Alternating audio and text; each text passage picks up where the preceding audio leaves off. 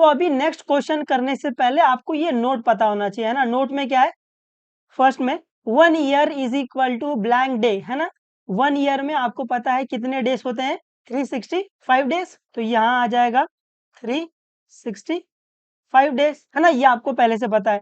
Second में 1 year अगर वो लीप ईयर रहेगा, है ना, एक साल अगर वो लीप ईयर क्या होता है, जिसमें फेब में 29 डेज आते हैं, उनको क्या बोलते हैं अपन, उस ईयर को अपन बोलते हैं लीप ईयर।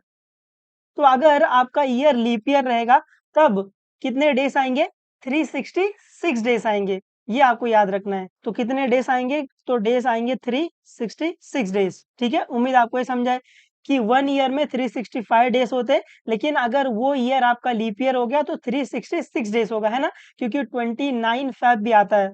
जनरली आपके पास 28 फैब तक होता है, बट अगर आपका ईयर लीप ईयर हो गया तो उसके अंदर एक दिन बढ़ जाता है, इसीलिए ये 366 डेज हो गया है। अब क्वेश्चन आता है how to check year is a leap year और नॉट, है ना।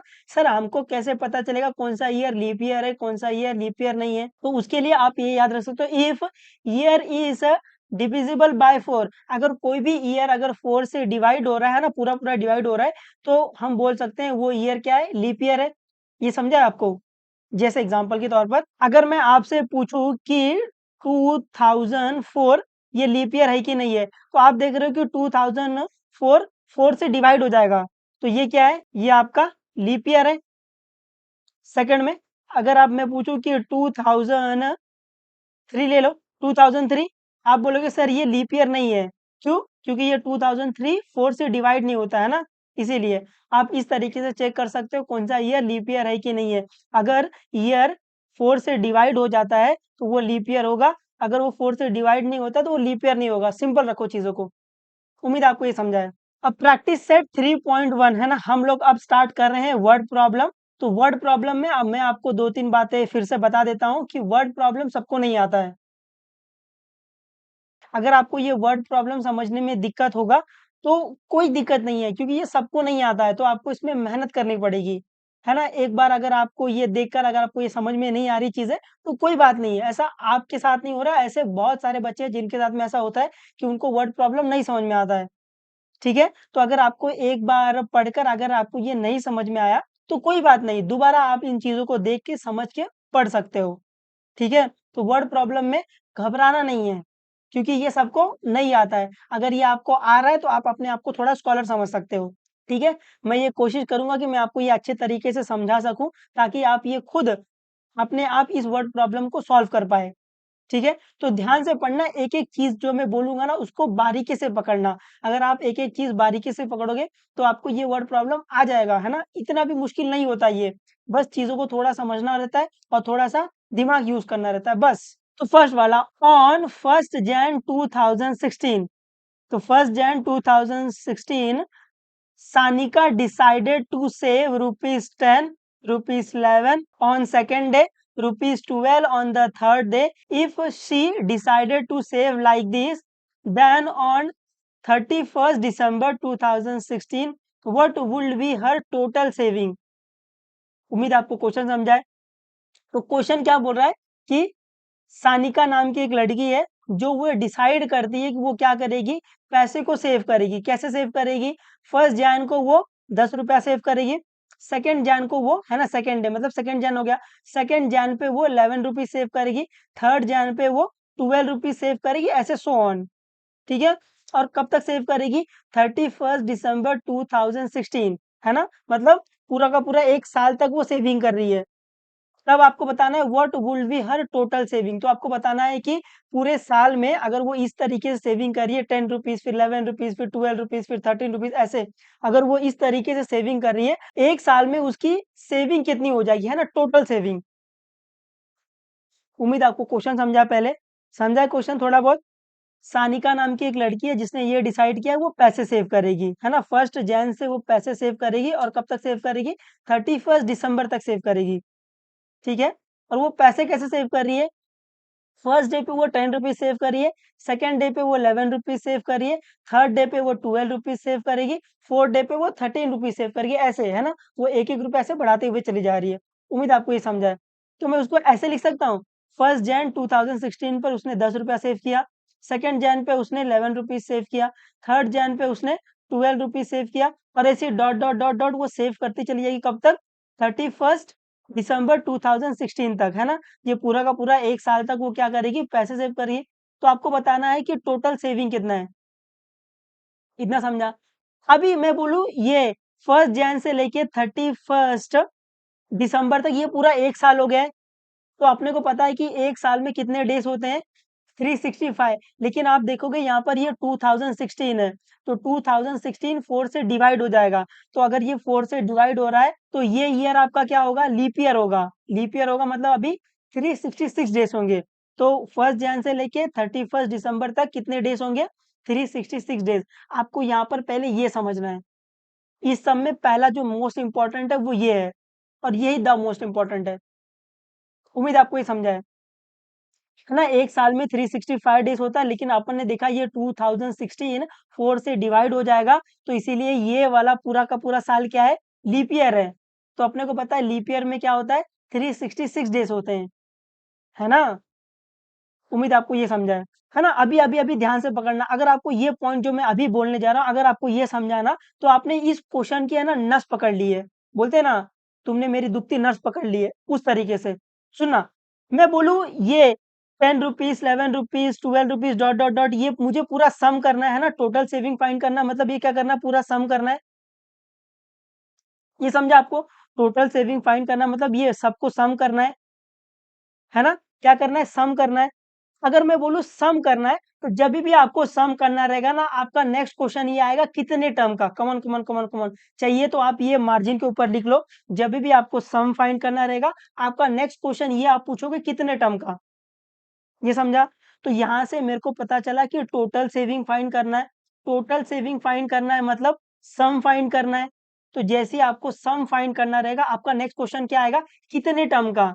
तो मैं बोलूँ कितने टर्म का सम फाइंड करना है? 366। तो इसका मतलब मुझे क्या फाइंड करना है? इसका मतलब मुझे एस 366 फाइंड करना है। नहीं समझा ये? वापस सुन लो, ये कतई इंपॉर्टेंट है। यहाँ पर टोटल सेविंग फाइंड करने का मतलब क्या करना है? इन सब का सम फाइंड करना है। तो जैसे ही आपको सम फाइंड करना रहेगा, आपका नेक्स्ट क्वेश्चन क्या आएगा? कितने टर्म का? तो कितने टर्म का फाइंड करना है? 366 टर्म का फाइंड करना है। तो इसका मतलब क्या फाइंड करना है? इसका मतलब आपको एस 366 फाइंड करना है। उम्मीद आपको ये समझा है। तो इसका मतलब आपको क्या फाइंड करना है? आपको फाइंड करना है एस 366। उम्मीद है आपको ये समझा है। तो अभी आपको दिख रहा है आपको सम फाइंड करना है, तो अपन यूज करेंगे एसएन फॉर्मूला। एसएन फॉर्मूला क्या है? N upon two, two a plus n minus one d. Come on, क्या है? N upon two, two a plus n minus one d, है ना? तो अपन एसएन का फॉर्मूला यूज करेंगे और सम फाइंड कर लेंगे। उम्मीद है आपको ये लॉजिक समझा है, पहले थोड़ा बहुत आया रहेगा समझ में भाई, है ना? तो फाइंड करना है total saving. Total saving find करना मतलब क्या फाइंड करना है? मतलब आपको एस 366 फाइंड करना है। तो सॉल्यूशन में फर्स्ट में सानिका डेली सेविंग्स आर, जो सानिका की जो डेली सेविंग हो कैसी है? 10 rupees, 11 rupees, 12 rupees dot dot dot. तो अगर आप इसको देखोगे ना, ये आपका एपी में आएगा। आपको चाहिए तो आप इसको चेक कर लेना। आप ये 10 rupees, 11 rupees, 12 rupees dot dot dot, इस सीक्वेंस को अगर आप देखोगे ना, तो ये एपी में आएगा। तो आर इन एपी चाहिए तो आप चेक कर लो, है ना? आगे वाली माइनस पीछे वाली कर लो। तो 11 माइनस 10 1 आएगा, 12 माइनस 11 1 आएगा। तो आपको दिख रहा है कॉमन डिफरेंस सेम है। तो ये सीक्वेंस क्या है? एपी में। तो आप डायरेक्टली ऐसा देख के बता सकते हो ये सीक्वेंस एपी में, इसलिए मैंने ये डायरेक्ट लिख दिया है कि 10 11 12 dot dot dot dot are in AP. इतना समझा है? अगर सीक्वेंस एपी में है, तो आप उसका फर्स्ट टर्म फाइंड कर सकते हो और कॉमन डिफरेंस फाइंड कर सकते हो। फर्स्ट टर्म क्या आएगा? 10 आएगा। कॉमन डिफरेंस क्या होता है? आगे वाली माइनस पीछे वाली। तो 11 माइनस 10 कर लो। तो 11 माइनस 10 कितना आएगा? 1 आएगा। तो आपको फर्स्ट टर्म 10 मिल गया है और कॉमन डिफरेंस डी कितना मिल गया? 1 मिल गया है। और एन कितना है आपका? 366 है। क्यों? यहाँ पर आपको लिखना पड़ेगा since 2016 is a leap year, इसीलिए अपन एन को क्या ले रहे हैं? 366 ले रहे हैं। उम्मीद आपको इतना समझा है। अभी सेकंड में अपने को फाइंड क्या करना है? अपने को फाइंड करना है एस 366। तो यहाँ पर अपने को सम फाइंड करना है।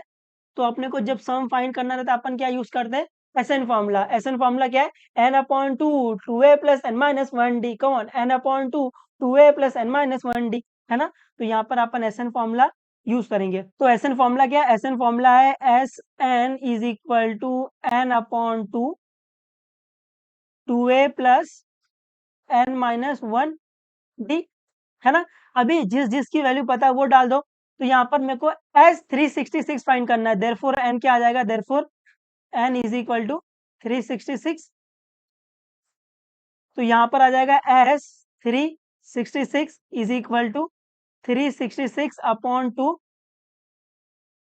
ए की वैल्यू कितनी है, ए की वैल्यू 10 है, तो 2 इंटू 10 प्लस 366 माइनस 1 डी कितना है, 1 है। अपन इसको थोड़ा और सॉल्व कर सकते हैं, बिल्कुल इसको अपन कैंसिल कर सकते हैं, बिल्कुल। तो ये 2 1 जा 2, 2 1 जा 2, यहाँ पर बचा 1, 2 8 जा 16, 2 3 जा 6, तो ये आपका आ गया 183 इंटू 2 10 जा 20 प्लस 366 माइनस 1 क्या आएगा, 365, है ना, इंटू 1, तो 365 रहेगा।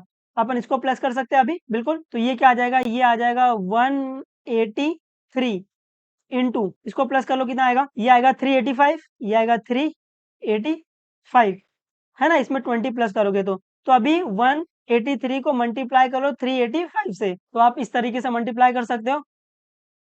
385 को आपको मल्टीप्लाई करना है 183 से, 3 5 जा 15, तो इधर 5 इधर 1, 3 8 जा 24, 24 प्लस 1 25, तो यहाँ पर 5, यहाँ पर 2, 3 3 जा 9, 9 प्लस 2 11, यहाँ पर 0, 8 5 जा 40, तो यहाँ पर 0, यहाँ पर 4, 8 8 जा 64, 64 प्लस 4 68, तो यहाँ पर 8 आएगा, यहाँ पर 6 आएगा, 8 3 जा 24, 24 प्लस 6 क्या आएगा, 30 आ जाएगा, तो यहाँ पर 30, यहाँ पर एक 0, एक और 0, 1 5 जा 5, 1 8 जा 8, 1 3 जा 3, अभी अपन इसको प्लस कर लेंगे, तो ये 5 आ जाएगा, ये 5 आ जाएगा, 8 प्लस 1 9, 9 प्लस 5 14, तो यहाँ पर 4 आ जाएगा, यहाँ पर 1 आ जाएगा, 8 प्लस 1 9, 9 प्लस 1 10, तो यहाँ पर 0 आ जाएगा, यहाँ पर 1 आ जाएगा, 3 प्लस 3 6, 6 प्लस 1 7, तो इसको मल्टीप्लाई करने के बाद आपको मिल गया 70455, तो आपको मिल गया S36, ठीक है। तो आप इसको यहीं छोड़ सकते हो, या फिर आप लास्ट में स्टेटमेंट लिख दोगे तो वो ज्यादा अच्छा रहेगा, ठीक है। तो आप ऐसे लास्ट में स्टेटमेंट लिख देना, therefore the Sanika total saving on 31 December 2016 would be ₹70455, ठीक है। उम्मीद है आपको ये समझा है ना। अगर आपको ये पहले सब में थोड़ी सी तकलीफ हुई रहेगी तो कोई दिक्कत नहीं, आप वीडियो को वापस देखो, आपको ये समझ में आएगा, या फिर अपन 6 से 7 सम और करेंगे तो आपको इसमें बेहतर कमांड हो जाएगा। बट मैं जो चीजें आपको बता रहा हूँ ना, छोटी छोटी चीजें, जब आपको टोटल फाइंड करना है तो आपको ये समझना पड़ेगा, टोटल मतलब क्या फाइंड करना है, सम फाइंड करना है। तो जब भी आपको सम फाइंड करना रहेगा, आपका नेक्स्ट क्वेश्चन ये आएगा कितने टर्म का है ना, आपको सम फाइंड करना है तो कितने टर्म का सम फाइंड करना है। तो अपन ने देखा कि 366 टर्म का अपने को सम फाइंड करना था, इसका मतलब क्या फाइंड करना है, इसका मतलब अपने को फाइंड करना है एस 366, है ना। ऐसे आपको लॉजिक बैठा बैठा के चलना है, ऐसे अगर आप लॉजिक बैठा बैठा के चलोगे तो आपको सम थोड़ा इजी लगेगा, नहीं तो आपको वर्ड प्रॉब्लम में ये पता ही नहीं चलेगा आपको फाइंड क्या करना है, कैसे करना है वो बात की बात है ना, यही नहीं पता चलेगा इसमें फाइंड क्या करना है, ठीक है। उम्मीद है मैं आपको ये थोड़ा बहुत समझा पाया हूँ, और आप इसको प्रैक्टिस करते रहोगे तो आपको ये आ जाएगा, ठीक है। तो पढ़ते रहो, जो भी डाउट रहेगा आप पूछ सकते हो, बता देंगे, कोई दिक्कत नहीं है ना। चलो bye bye, take care and मचाते रहो।